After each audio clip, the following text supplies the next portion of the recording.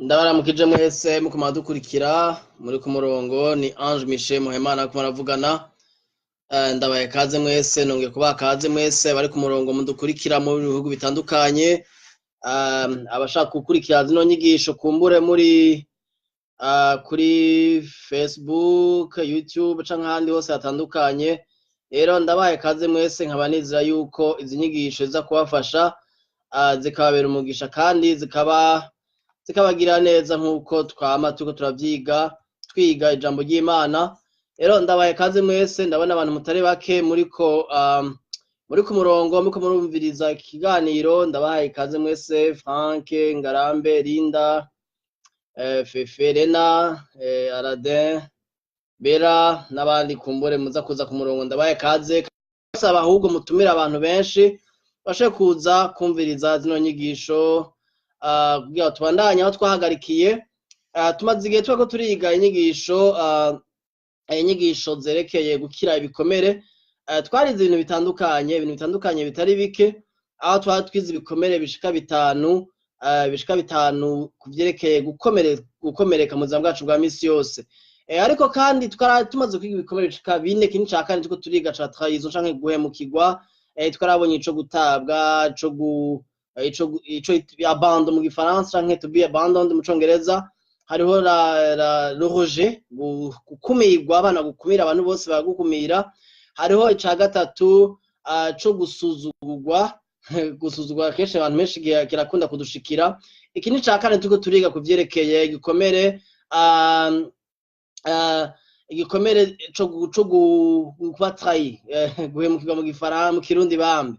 Rero twarize parti ya mbere muri kino cigwa, turaraba ibitera guhemukirwa, ibintu bishobora gutuma umuntu aba mu buzima bwo guhemukirwa. Ibintu bituma rero umuntu ashobora guhemukirwa ni ibintu bitandukanye. Hari abavyeyi bawe bashobora guhemukira. Kenshi ikintu ca trahison ni ikintu gikunda gushikira abantu bakiri batonya, umwana mutonya. Narababwiye yuko nka twebwe usanga uri umuvyeyi ufise abana, umwana uramubwira ikintu ndaza kukuzanira ikintu niwitwara uko niwakora uko nzogukorera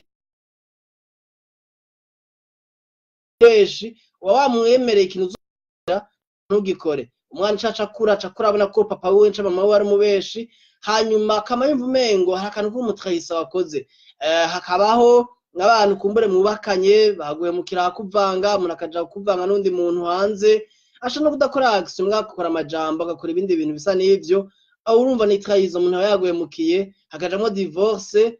Divorce rijamwo ibintu vyinshi, kwahukana, aho umuntu ashaka kuguta akavuga ati singukunda akagenda, ashaka kuvuga ati numva je nshaka ko tuvana. Ibyo byose ni ibintu by'uko umuntu waba waramuhaye umutima, waramugiriye confiance, hanyuma akaguhemukira. Hakabaho kumbure n'abandi bantu barahaye umutima wawe, warahaye ibyawe, business, muri kote ya business, kumbure muriko murankurikira hamwe abantu mugira business, aho usanga ari umuntu mukorana ibikorwa kanaka, ariko agashika ahantu aguhemukira, agutwara amahera yawe, ahaguzunguruka, amashaka yo gutwara mu buryo bumushanga ubundi. Ngira mwese murazi ko dusharushikirwa n'ibintu byo guhemukirwa n'abantu batandukanye mu buzima bwacu. Ugasanga turafise umubabaro mu mutima, turagendana imibabaro mu mitima yacu, kandi dukijijwe. Mwibuke ibi bikomere nkuko nabivuze mu nyigisho zindi, si ibintu bishikira gusa abantu badakijijwe, ni ibintu bishikira umuntu wese yambaye umubiri, yaba mukizwa yaba utamukizwa.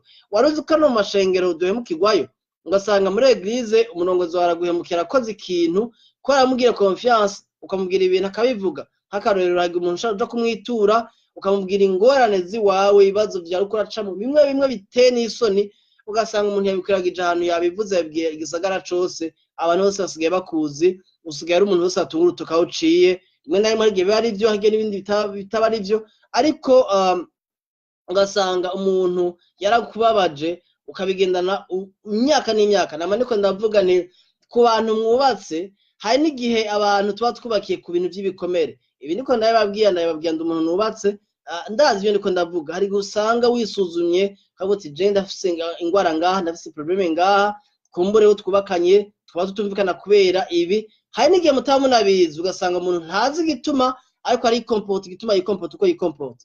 Ugasanga rero izo ngeso ufise rimwe na rimwe, ugasanga ntuzi igituma uriko urazigira, ariko ugiye mu mizi yavyo ugasanga ni probleme zingene wabayeho, zingene wakuze, z'ivyo waciyemo, z'ivyo wahuye navyo, ugasanga abantu bagendana amabagaje emotionnel. Mumbabarire siko nigisha psychologie, mwariko murankurikira, harimwo abantu nzi mwizi vya psychologie vyo mu ngene abantu biyumvira n'ibiki, sivyo nshaka kuvuga ko, ariko ndashaka uno munsi tubana turaba icigwa kuvyerekeye ingaruka canke consequences z'igikomere co guhemukirwa, n'ingene wobikira, ingene ni gute nobikira. Kumbure simvuga parti nini cane kuvyerekeye ingene umuntu ashaka gukira, kuko gukira ni solution n'imwe, ni Yesu, no kwemera kugwaye, n'ingene wokwitura abantu bakagufasha kumbure iyo bikenewe. Ivyo ndaza kwivuga ko mu kurangiza ino nyigisho, ariko reka turabe umurongo umwe muri Zaburi.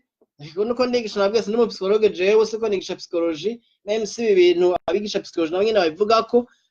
Nashaka turabe gatonya muri Zaburi ya 34 umurongo wa 17 gushika umurongo wa 20. Zaburi 34 gushika umurongo wa 17 gushika 20 haravuga ngo abagororotsi baratakambye, Uhoraho arabumva, abakiza amagorwa yabo yose. Ni afflictions mu Congereza. Rero Imana abagororotsi ni bande? N'abana b'Imana bakiriye Kristo umwami n'umukiza mu mitima yabo, abaha guhinduka abagororotsi, abahinduka abana b'Imana, atari kubera ibyiza bakora, ariko ari kubera bizeye ukora ibyiza ari we Yesu Kristo mu mitima yabo. Rero abagororotsi batakambiye Imana, bakayiririra, bakabwira ati mwami turipfuza ko dukorera ibi, ndagwaye ngaha, ndababaye ngaha, akababaro ngaha mu mutima wanje.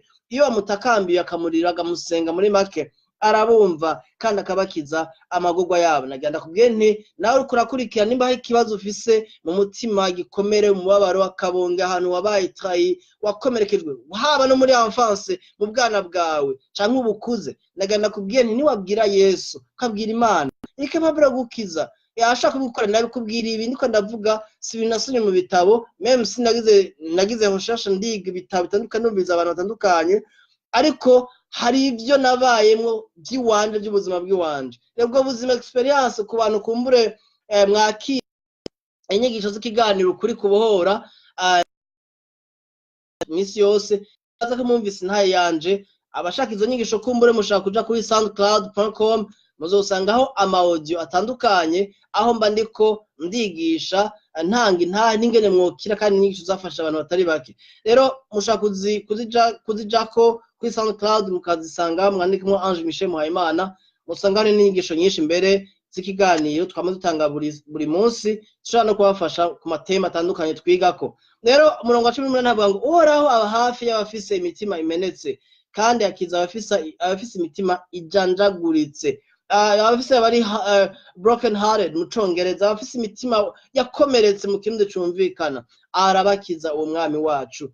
Ngo amarushwa y'umugororotsi ni menshi, ariko Uhoraho ayamukiza yose. Haleluya. Amarushwa y'umugororotsi ni menshi. Abantu bavuga ngo abana b'Imana ngo nta ngorane ngo bakwiye kugira, ngo nta kibazo, ngo you don't have to struggle if you believe in Jesus. Mene data, nukuri I don't believe in that kind of stuff anymore. Hari abantu babyigisha ibyo bintu. Hari abantu bigisha yuko ngo wizeye Kristo ngo nta ngorane, ngo nta kibazo. Mwene data, abantu ntibaba ku isi, baba mu yindi si tutazi. Ariko umuntu wese ari ngaha ku isi, wabyemera butabyemera, hariho ingorane. Na Paul arabyigisha yuko kugira ngo twije mu bwami bw'Imana tuzohura n'amarushwa menshi n'ingorane nyinshi, n'ibibazo byinshi. Guhamwa birimwo, no guhamwa uzizina rya Kristo hagutuka ni guhamwa. Hari igihe umuryango wawe wizera Kristo, abantu mu nyuma haguhinduka, famika guhinduka, bahaguta bakohojeta, bakwita amazina. Kwera wizeye Yesu Kristo, nibaza ko kwizera Yesu Kristo ari umugani w'uraho ngo ni bisengo, ni gutamba. Oyaye, kwizera Yesu Kristo ni kwemera kuba abantu, kwemera guhamwa, ni kwemera gutukwa, ni kwemera gusuzugurwa, ni kwemera kuba mu buzima abandi bantu batabayemwo. Ivyo rero hari igihe rero ucungana n'abantu bari barizeye nko muri famiye yawe, baguhinduka canke abagenzi canke inshuti, bahakwanka, bagutuka, kwita amazina. Rero aya ngo amarushwa y'umugororotsi ni menshi, ariko Uhoraho ayamukiza yose. Imana yama yiteguye kugira neza abana bayo. Wocumbwa ati none ko je mfise ikibazo marari imyaka n'imyaka, kandi nama mfise umubabaro mu mutima, akabonge, kuremegwa, kumbura twubakanye yarampemukiye, umugabo wanje, umugore wanje yarampemukiye, canke Elmatrayi yarangiriye nabi. Urumva abavyeyi banje barankoreye amakosa, canke abo twari dukunda dushiga twubakane yarankoreye amakosa. Nama ndiko ndavuga iki kintu ni ikintu ca introspection dukwiye kubamo, kwisuzuma indani mu mutima. Benshi dukunda gutunga intoki abandi tukavuga ngo banaka barankoreye ibi ngo je narakora, ukaba kwa kate y'aba victime. Ariko ukibaga ko nawe hari abandi ukumbura wakoreye ibibi, wakoreye amakosa, wahemukiye.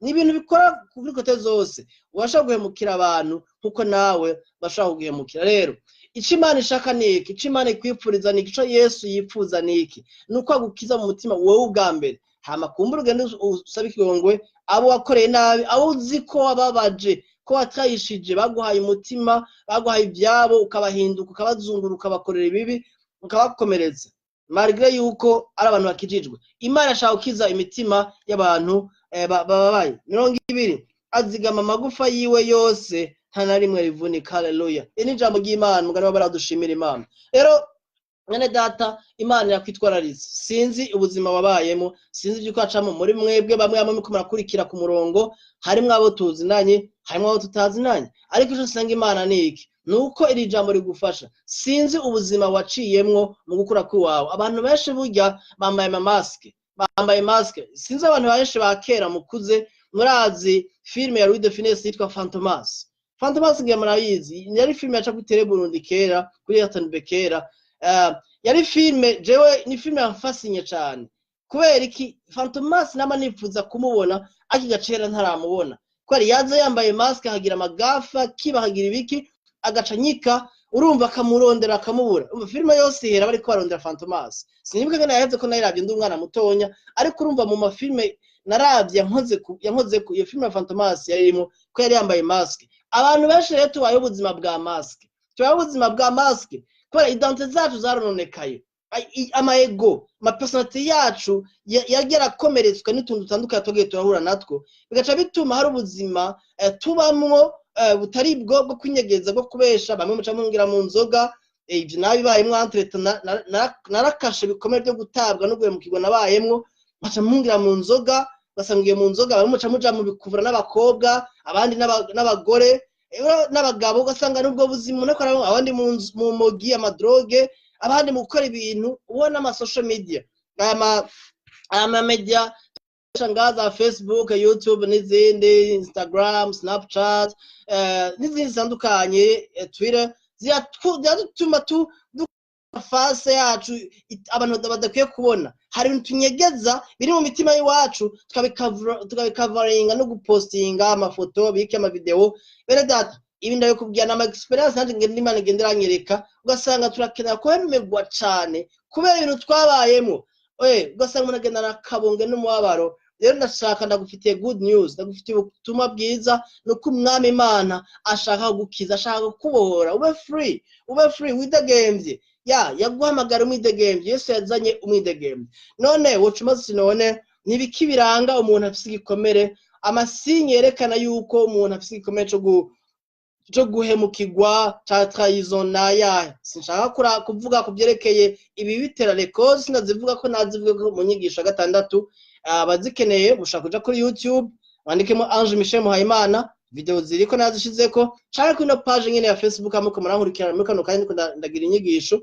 Mashaka kuraba kuri page hari inyigisho zose twize, ushaka kuzikurikira witonze, naho nzi kino gihe ama video maremare abantu batakiyakunda. Rero reka turabe ibintu bituma umuntu agira igikomere, agira ingaruka mbi, ibigaragaza ko afite igikomere. Ubwa mbere, ikintu ca mbere kinakomeye wanashaka ngiye ndazavuga ko no mu nyuma, nuko umuntu yabaye trahi, yahemukiwe mu buryo bumwe canke ubundi. Ubwo ari bwo bwose umuntu gutuma abantu baraguhemukiye, ko ndiko ndavuga guhemukirwa, uca wumva ubu nyene ndiko ndavuga, ndaze hari abantu nuko urabona naka hari abantu bahemukiwe kenshi, n'abandi bahemukiwe rimwe kabiri canke gake, ariko mu mutwe wawe urazi ati naka yankora icacu kumpemukiye, yaramemukiye ni gisizina. Rero ikintu ca mbere nuko ikintu ca confiance, ikintu cyo bita trust issues mu Congereza, ucigira crise de confiance, nta muntu numwe usubira kwizera. Ico ni ikintu gikomeye cyane kandi mu buzima bwacu, kuko kiza gutuma ari ibintu byinshi tutangura gukora bitari byiza, ama comportement mwamwe umuntu atangura kwadopta atari meza. Ikintu cyo kugira kutizera umuntu numwe, ugasanga ni wa muntu asigaye avuga yuko abantu bose ni babi. nje nama ariko ndavuga hari n'abatwebwe twigisha ubutumwa bwiza tuvuga ubutumwa bwiza hari abavuga butumwa bavuga ubutumwa bwiza bw'abantu sindabwitse ubutumwa bwiza mu mbabareka nkosore hari abavuga butumwa bavuga ubutumwa inkuru z'abantu bakubabwira ngo abantu sha ngo abantu ugasanga nta kandi abantu nk'abo rero bakigwa n'abantu benshi ko bariko bavuga ibintu abantu benshi babayemo ngo abantu ngo bagira ibi ngo n'Imana ikakugirira ibi ngo abantu ugasanga aba n'indirimo zimwe ngo abantu yemwe abantu n'ivyo bintu tubayemo ni dusanga two turakomunika keshi hagiye biba bikenewe yuko tuvuga ubuzima bw'abantu ariko bene data Imana niduhamagara twebwe nk'abavuga butumwa nk'abigisha ijambo ry'Imana kuvuga inkuru z'abantu sio muhamagaro wacu no kuvuga Kristo. Yeah, that's the gospel of Jesus Christ. Imana ishaka yuko jewe nawe tuvuga ubutumwa bwiza pointing abantu kuri Kristo. Turashaka kuvuga ubuzima abantu mubayemwo ingorane nkuko maze igende ko ndabikora ariko ntibigarukira kuri wewe cyangwa ku muntu yakubabaje bije kujana kuri Kristo kuko Kristo niwe afite solution y'ubuzima bwawe. Yesu niwe capable gukiza kubohora kuko uruhuro ka umuntu yidegembya yavuze ngo gisuma n'ikizana n'ikindi atari kwica kwiba no gutikiza ariko jewe nazanye ubuzima kandi ubuzima busagusa in vie en abondance. Hallelujah. Nibwo buzima Yesu aguha rero hari abantu usanga bafite ibibazo byo kwizera abantu ugasanga abantu bose arabikeka rero ico ni kintu ca mbere ico bita crise de confiance aho abantu bagira ibibazo byo kwizigira abandi ugasanga n'uwo mwubakanye ntumwizigira wamwikeka dufateho hari umuntu mwagize mariage yarakubaganye yaragendeye mu bagore canke mu bagabo cane mukagira mariage ukamurikura mwikeka kubera uzi histoire ziyo zo muri kahise muri make yarakubwiye kahise kiyo canke wari usanzwe unamuzi cyane ivyo mwanahuriyemwe mugira mu bane mwahuye muri ubwo mukaja muri